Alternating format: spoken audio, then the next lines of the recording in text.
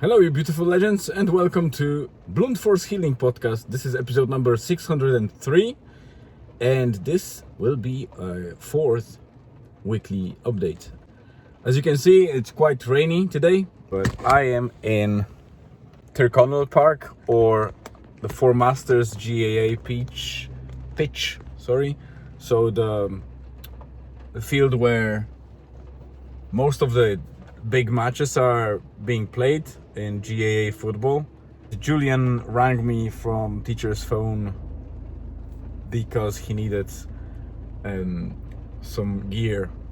Well, he was not meant to play, but he decided to go with them, and I guess he got hungry of the game itself. GAA football is not his thing, but he knows the rules, he knows how to play it. So he asked if I can bring him shorts and boots, and obviously because I work from home and have that privilege of being around and available, I decided to just come here. And now I'm going back home to get back to work and prepare for weekly update. So I'll be back shortly. Okay, let's get straight to it. I needed to write down my topics to make sure that I don't forget to talk about anything. Starting from Monday, the week started slowly, especially that it was a bank holiday in Ireland, so it was a day off for me at work, and Julian had day off school, and Elizabeth decided that she wants to stay at home. She wanted to focus on her work and prepping programs for her clients, personal training clients. So Julian and myself, we jumped into the car and went straight towards Sligo, to a place that I always wanted to check. Not only it has a cool name, but it also is a cool place in general. What I'm talking about is Devil's Chimney. And Devil's Chimney has its name not only from the way it's formed, it's a part of the cliff and it looks a little bit like a chimney, but surrounding it there is a very ancient, old and mossy forest, and there is about 1.5 kilometer, roughly a mile hike up and down, so about 2 miles total, but it's mostly uphill until you reach the Devil's Chimney, which is basically a waterfall. But it's a special type of waterfall. It's only periodical, so it's not like it runs all the time. It runs only after heavy rainfalls. We were fortunate a little bit, because we were able to go to the foot of the waterfall with no water at all. It was completely dry, but thanks to that, we were able to explore the base of the waterfall and the stream that it forms when it's rainy. So next time we want to go there after a heavy rainfall and see how it looks. But when it runs, it is the highest waterfall in Ireland. We also wanted to check the Glencar waterfall in the same valley along those cliffs. It turns out to be very touristic.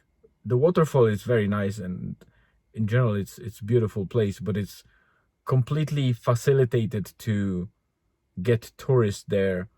It's all pavement. There are fencings to make sure, the railings, that nobody will fall off, and it's obviously a much smaller waterfall, but I'll drop the picture to the blog post too. So that was Monday.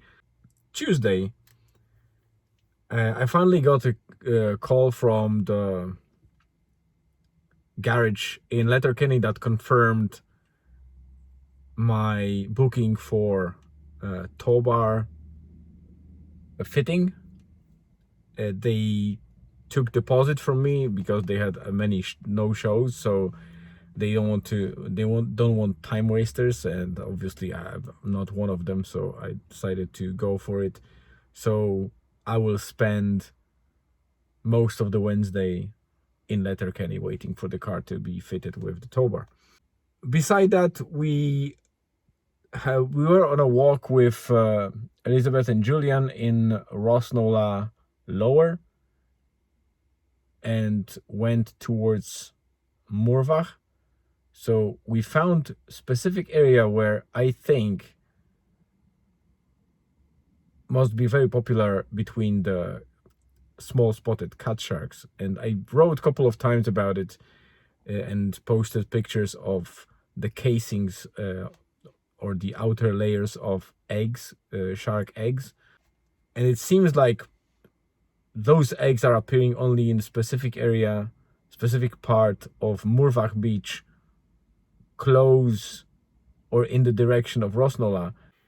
And the last thing that I would say was a highlight on Tuesday was a purchase that I wasn't expecting to do, but it's basically a concert of 21 Pilots, the band that found a special place in my heart recently, that all of us, Julian, Elizabeth, and myself, see as an amazing band and love to listen. And that was the driver for me, because they just started selling their tour.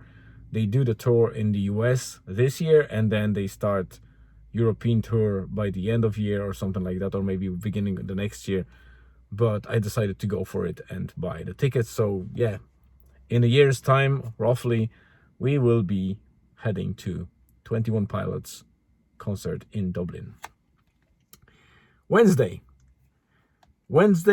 was mostly work focused, and I did one uncomfortable purchase, but this one is something that Julian was sort of dreaming about. I specifically talk about shoes. I don't like to pay for shoes too much. I think we overpay for shoes, pay ridiculous prices for shoes, and I don't believe that there is many that are actually worth half of this price, if not less. And I find decent shoes and comfortable shoes, but for much lower price, and I would never overpay for shoes. But he was dreaming about Jordans, and I already mentioned that we bought Jordans in the past, but they were Jordan 1s. Jordans 4s that he wanted were extremely expensive in my opinion, because they run for 400-500 plus euro, and most of them are very hard to get. So if you find the pair in his size, it's usually a ridiculous price. They go as far as, depending on the color and the edition, they might go as far as 5,000 euro, which is ridiculous for shoes, to be honest. And especially the shoes that companies like Nike, Reebok, or other companies produce in a very cheap warehouses, and then they charge you on top of that probably about 300-500% or more, just for the sake of it, because they can. But yeah, I decided, because we found a deal from a seller that is going through the program on eBay, where eBay has experts that are verifying and confirming, and they apply some sort of seal, like the physical seal on the shoes, confirms authenticity. And we were just about to buy it, and they were costing about 160 pounds, British pounds. But on top of that, eBay wanted obviously the shipping fee of about £9. On top of that, we had to pay customs, so it was asking us to add more than 80 pounds, so about half of the price of the shoes on top of that. So that would be 250 pounds, British pounds, for those shoes. And thought about a simple trick, because we are very close to Northern Ireland, which some of you know that Northern Ireland, while is on the same island as Ireland, Republic of Ireland, it's actually part of the UK. So, and there's a company called UPod that has those lockers, automatic lockers, that you receive the code and you can pick up your parcels or send the parcels. And they are, one of them is about 20 to 25 kilometers from us, and it's already in the UK, in Northern Ireland, so just across the border. And I can use that address for shipping purposes. So I shipped it there, and I saved £80 in customs and taxes. So I received the confirmation and the code today, and we picked it up with Julian in about an hour. So it was about half an hour drive to the locker and back. So I'm very happy. Julian is very happy. We had a balanced purchase on Wednesday. And then there was a soccer time, but Julian was still feeling that injury of his knee. And I forgot to mention that when we were on Devil's Chimney, he also twisted his ankle a little bit. So he had kind of double injury that he was feeling. And he wasn't sure if he should go for training. So he decided that he will skip the training because we were expecting a league match on Sunday. So it was better for him to recover for a match rather than renew the injury and, be unable to play this match on Sunday. But in the evening, I went for my regular soccer match or training, amateur training. It was very cool. I even scored a goal. Very happy about it. And that was Wednesday. On Thursday, there was one thing that we planned for across the week, and I didn't mention that as well, but Julian was pushing to get his friend to our house for a play date, and it was quite a long time since they had a play date, either in our house or in their house. So I reached out to his mom, and on Tuesday evening, she actually confirmed that he will be able to come on Thursday. So on Thursday morning, I started prepping for that play. I had a bit of cleaning, vacuuming the car, and in the morning we went for a very short drive to Rosnola Lower, where Elizabeth took her first sea swim. It was still nice for her to go for a swim. I stayed in the car and we returned because I had some meetings, so I needed to work as usual. Then obviously it was the play date, and on that play date I picked the guys from school, Julian and his friend. They came to our house. Initially they played for about 1.5 to 2 hours on the console while I was prepping the dinner.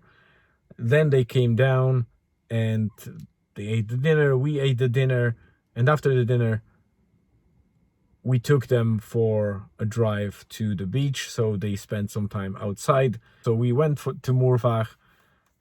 First we went on the beach, and as they were walking in front of us, they spotted a dead dolphin on the beach, washed ashore.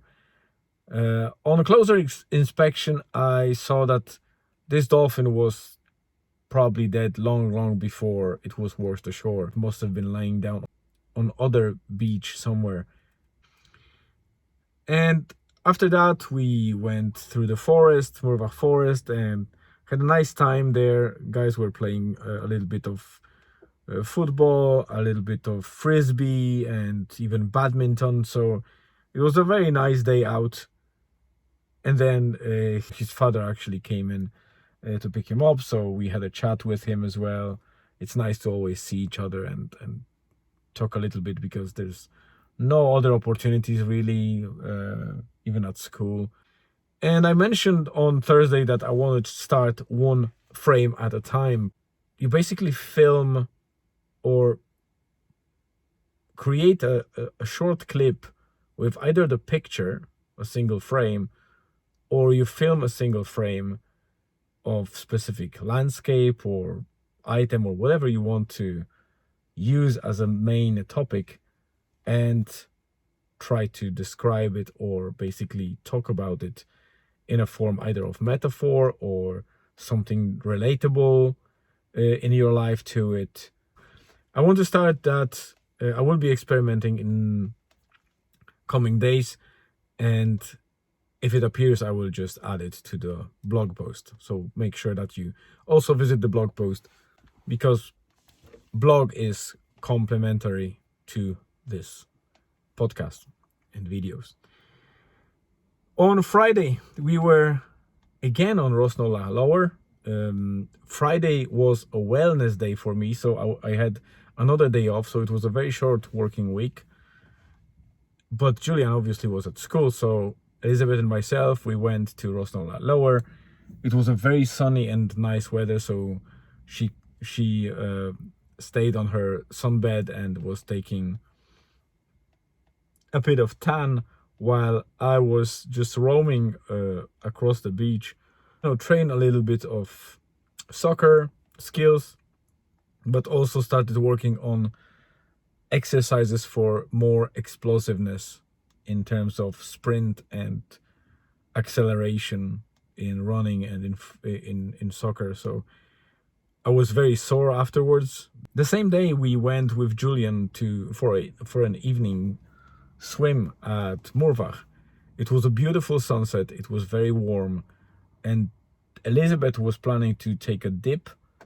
I said that I will go as well, but suddenly when we were there, Julian decided I might as well try it and go there. He was expecting very cold water, but he spent probably half an hour there. The ocean was quite quiet, and we thoroughly enjoyed it as a family. And that was actually the milestone, because it was the 600th day of this project. So this project ran for 600 consecutive days, and this one is 603rd consecutive day of vlogging and podcasting, which I'm very proud of. Saturday started with disappointment because it turned out that there was a very strong activity of the sun, solar storms and flares sent towards the Earth that ended with near G5 level of solar storm or flare, and that event caused aurora borealis or northern lights to appear not only as far as Ireland, but across Europe as far as Italy, which is probably so unusual. I don't think there was other event recorded in the past where aurora borealis or northern lights were seen that far south, and we were able to see them. And disappointing part is that while the aurora was literally over my head above our estate, giving beautiful pinkish and greenish colors, I wasn't aware of it. And I learned about it the next day from my neighbor and from a massive amount of posts on Facebook that's shown people pictures of northern lights, which was a little bit disappointing. Maybe next time. Then we spent Saturday in Rosbeg. I wrote a post about Rosbeg, so I won't be talking about it extensively. You can check that out. But this time I took Elizabeth and Julian there, and they were fascinated with this place because it's not a regular beach. There's a lot of rocks and a lot of smaller beaches, albeit they are very clean and white sand beaches. And it was a little bit breezy, but it was warm and lovely, and we were exploring with Julian around the rocks and whatever animals were imprisoned in tidal pools between the rocks, while Elizabeth was sunbathing. Was nothing special about it except for us properly relaxing. And that also was a big milestone that I forgot to mention. Maybe not forgot to mention, I think I wrote about it in the blog, but on YouTube obviously I get a lot of views. Well, a lot of views, more views than on Spotify. On Spotify there's barely anything. It's usually 1 or 2 views per day, so it's a very small number, near 0. But I really appreciate, because somebody is watching most of the episodes, and I'd love to know who you are, because that's a very uplifting thing to know, that there's somebody there that likes to listen to that rambling about different things, or just my moaning about stuff. So thank you very much for being here and listening to that. But usually it was increasing by 1 or 2 plays, so for a long time it was dragging in that 980, 990 area, and suddenly, I don't know if Spotify pushed it to a wider audience, because sometimes those spikes happen, and I realized that I have 1,016 plays or something like that. So that milestone of 1,000 plays on Spotify has been achieved on Saturday. And Sunday was pretty straightforward. It started very early. We had to drive to Killybegs with Julian, because he had the game, the league match against St. Catherine's in Killybegs. The match was great. I must say that the kids are really improving game by game, and they played so well. They were winning 1-0, then there was equalizer 1-1, then they were winning again 2-1, and Julian was the person that actually should probably be given that goal. I think it was own goal that eventually happened, but if the boy from St. Catherine's wouldn't touch it, Julian did a corner that would curl into the goal, which is amazing. But unfortunately, St. Catherine's then equalized later on during the game, and closer to the end of the game they scored another goal. So the final score was 3-2. A bit of a disappointment for the boys, but it's just a game, it's life. Sometimes you win, sometimes you lose. So that was it. And after the game we prepared for a bit of a hike. Julian stayed at home recovering after the match, washing himself and doing some other stuff, playing games, while Elizabeth and myself, we drove towards Sligo, and a little bit further than the Slishwood forest that I wrote about and recorded before, and we explored new area, a smaller forest that was pretty much not very interesting. It was very dull hike, which we did about 5.5 kilometers, and then on the way back we decided to go around the Loch Gill, which is a big lake.